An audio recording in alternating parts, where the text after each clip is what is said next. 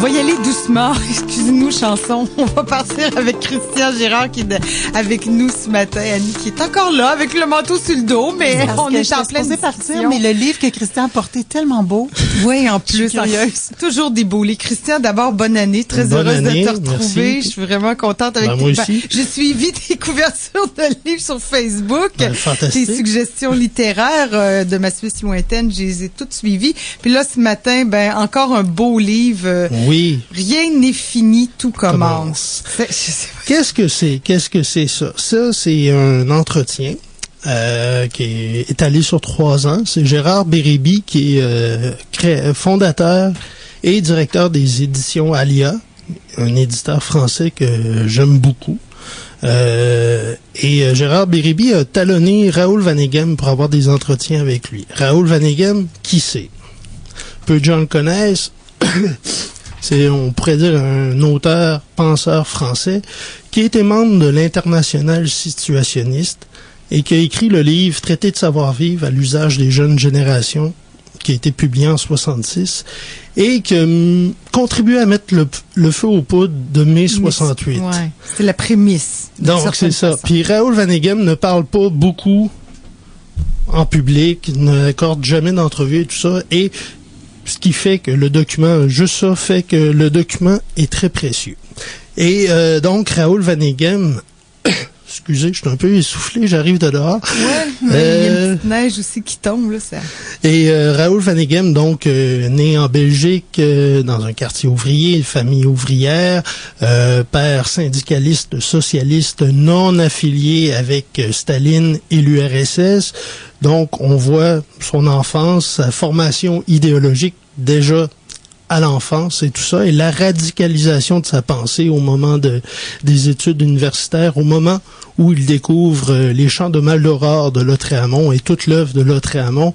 Qu'est-ce que c'est les champs de Maldoror? Qu'est-ce que c'est Lautréamont? Donc, Lautréamont, de son vrai nom Isidore Ducasse, est un écrivain français du 19e siècle qui a publié 2 œuvres, Les Chants de Maldoror et les poésies, et qui est mort très jeune, même pas 30 ans, environ 25 ans.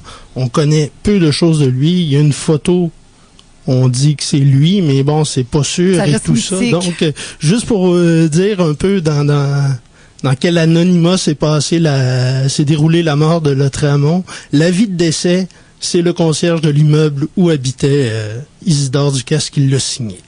Donc, Vaneigem, découverte de Lautréamont, fait son mémoire sur Lautréamont. Son mémoire est d'abord rejeté en un premier temps parce que l'institution universitaire le jugeait trop offensant. Et tout ça, donc, on est vraiment dans le creuset d'une pensée radicale qui va s'accentuer d'abord avec la rencontre que Raoul Vaneigem va faire avec Guy Debord. Guy Debord, qui est l'auteur de La Société du spectacle, un autre ouvrage qui a... Bon, Annie Salut, doit nous Annie. quitter. On la salue. Elle doit nous quitter. Ciao. Bye. Bye. Donc, La Société du spectacle, autre ouvrage qui est paru à peu près en même temps que le Traité de savoir-vivre pour la jeunesse. Aux jeunes générations.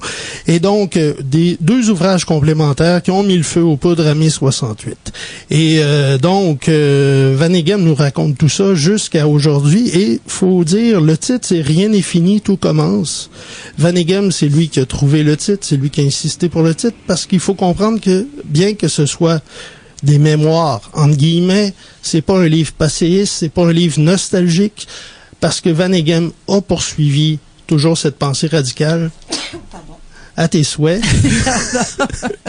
Décidément, c'est janvier, on tousse, on éternue. Et là, bon, j'ai perdu mon fil. Oui, c'est pas tu parlais de la pensée passéiste. Oui, c'est ça. Donc, Vaneigem ne joue pas ce jeu-là, ne veut pas jouer ce jeu-là parce qu'il reste toujours un penseur très radical qui pense beaucoup à une... C'est un mot qu'on n'aime pas, par contre, là, aujourd'hui, radicalisme. Justement, j'avais lu un livre l'été dernier de Gilles Macmillan, publié chez Lux, un auteur québécois, et qui faisait la distinction entre le radicalisme et l'extrémisme. Ah, intéressant. Et comment on pourrait définir, où on pourrait tracer la ligne? Je te dirais, pour faire simple, Le radicalisme a un élément de rationalité qui est là. C'est qu'on pousse une idée à son bout. Et l'extrémisme, il y a un emportement qui frise un peu l'irrationnel.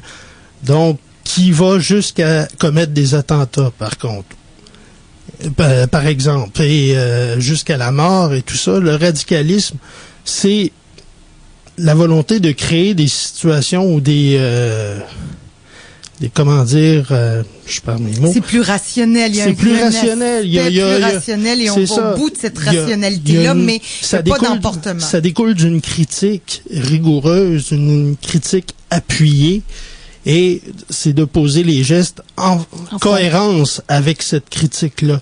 Donc, c'est là Ouais, c'est intéressant, ça. C'est ça. Donc, l'extrémisme, l'exercice rationnel est moins là.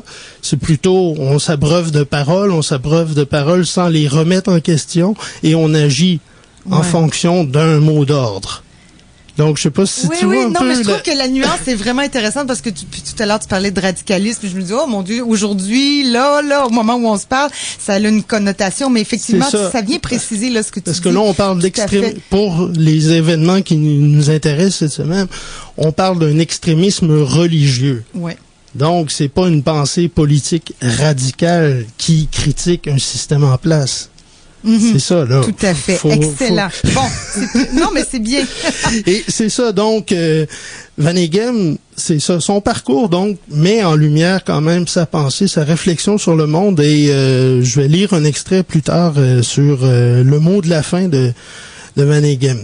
Et je reviens au livre, et le livre est magnifique pour qui s'intéresse à l'international situationniste, qui n'en a jamais entendu parler aussi. C'est fouillé, c'est plein de documents, de rencontres que de Gérard Bérébi, de photos, de tout. Des articles de journaux aussi.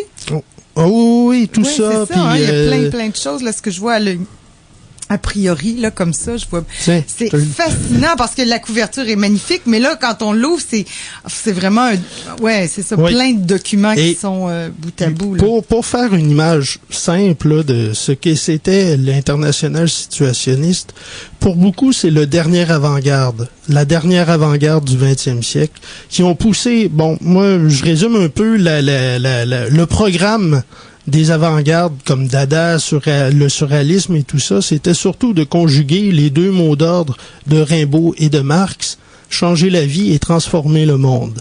Sauf que l'international situationniste a fait une critique de l'avant-garde artistique qui ne faisait que renouveler les formes sans changer la vie. Et eux, c'était plutôt sur le champ de bataille de la vie quotidienne, c'était de faire de l'acte créateur un transformateur de la vie quotidienne, que chacun individuellement transforme la vie. Et il y a eu plusieurs phases d'un mouvement qui a été créé à la fin des années 50, en 57. Il y a eu une première phase, disons, artistique, entre guillemets, où là, quand ils ont vu que certains artistes utilisaient l'étiquette situationniste à des fins mondaines ou marchandes, ils ont évacué, ils ont exclu tous ces gens-là, et c'est à ce moment-là que Vaneigem est arrivé, et la critique s'est accentuée avec une rigueur assez rigide, même si je fais un pléonasme. Et donc, jusqu'aux événements de 68. Et sur les murs des universités et de la ville de Paris, en mai 68, on voyait beaucoup de phrases, de slogans qui étaient tirés même de l'œuvre de Vaneigem, traité de savoir-vivre à l'usage des jeunes générations.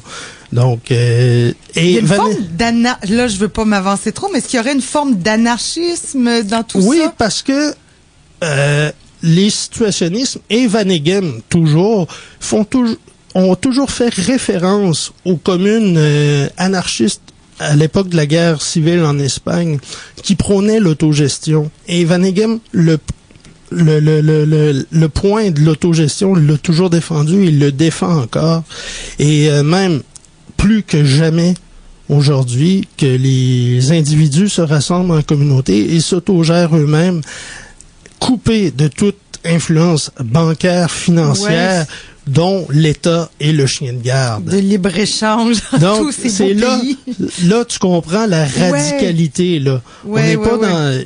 Ils font jamais nulle part appel aux armes, appel au terrorisme avec des bombes, tuer des gens, c'est pas ça le point.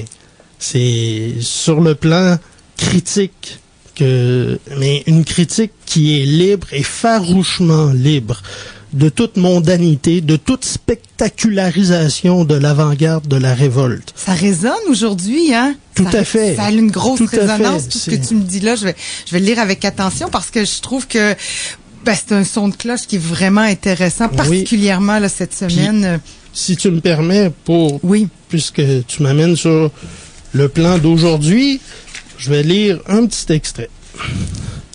Ça, c'est le mot de la fin. Vaneigem nous fait un court scan de la situation mondiale. Il dit « Les enjeux sont clairs. Ou bien nous entrons dans une logique suicidaire et nous nous résignons à crever dans la chambre à gaz des banquiers, ou ils finiront du reste par eux-mêmes s'engouffrer. Ou bien, prenant conscience que nous n'avons désormais d'autre aide à attendre que de nous-mêmes, nous jetons les bases d'une société où l'art de vivre éradiquera le système de profit et d'exploitation dont la faillite se consomme sous nos yeux.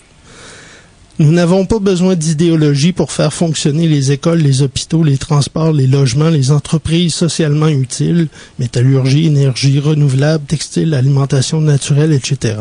Pour restaurer le bien public, la res publica, mis à mal par les séides de la spéculation boursière. Mais c'est lucide aussi, c'est d'une lucidité désarmante, là, et vraiment. Et même d'un optimisme.